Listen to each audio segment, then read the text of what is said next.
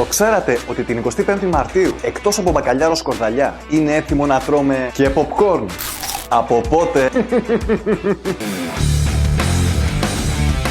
Επέτειος της Ελληνικής Επανάστασης. Εμπρόκειται τώρα να κάτσω να πλέξω το εγκόμιο του Κολοκοτρώνη, του Καραϊσκάκη, της Μπουμπουλίνας και όλων των ηρώων, εμφανών και αφανών. Έχω όρεξη για κάτι άλλο. Η Ελληνική Επανάσταση ξέσπασε στις 23 Μαρτίου 1821. Φανταστήκατε ποτέ τι θα γινόταν αν κάποια σημερινά μυαλά, τέλος πάντων, υπήρχαν και τότε? Και εννοώ πριν την Επανάσταση, κατά τη διάρκεια, αλλά και μετά. Λέτε να υπήρχαν? Πάμε να δούμε. Καθίστε στα αυγά σας ρε που μου φέρετε και επαναστάσεις, εμπέλιδες. Εσύ να κοιτάς τη δουλειά σου. Ρε άντε που θα μου πείτε για επαναστάσεις, αυλική του Αλή Πασά, όταν πλήρωνε για σας καλά ήτανε? Δεν ασχολούμαι. Όλο για επανάσταση και ελευθεριά μιλάτε. Αμάρτια με την ξυλινή σας γλώσσα. Τώρα τι απόλυτα συνθήματα είναι αυτά? Άλλη επιλογή δηλαδή δεν υπάρχει? Να, αυτά κάνετε και δεν σας ακολουθεί ο κόσμος. Άκου εκεί, ελευθερία ή θάνατος. Καλύτερα με τους Τούρκους παρά κατσαπλιάς κλέφτης στα βουνά. Την ευλογία μου.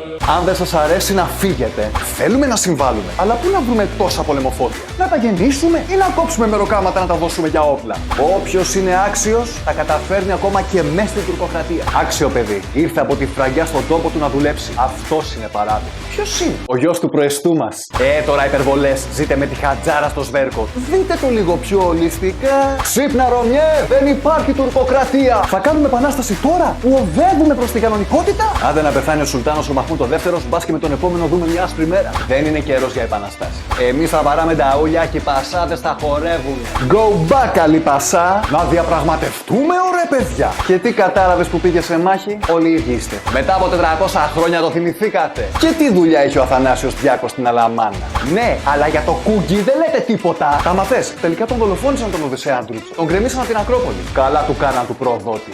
Ναι, αλλά και ο Κολοκοτρώνης λέει φωτιά και τσεκούρι σε όλους τους προσκυνημένους. Μα είναι δυνατόν Ρωμοί να του θεκάνε Ρωμιούς? Εμείς οι προεστοί έχουμε ιεράν υποχρέωση να καταδικάσουμε τη βία από όπου κι αν προέρχεται. Ποιος λαός και κουραφέξαλα μόλε. 40 νοματέοι είστε. Γιατί πολίτσα να πάρετε, ωραία! Που παίρνουν οι πασάδες τις γυναίκες μας και τις κάνουν σκλάβες στα χαρέμια τους. Τι είπες? Που παίρνουν οι πασάδες τις γυναίκες μας και τις κάνουν σκλάβες στα χαρέμια τους. Πού να μου χαθείς, σεξιστή!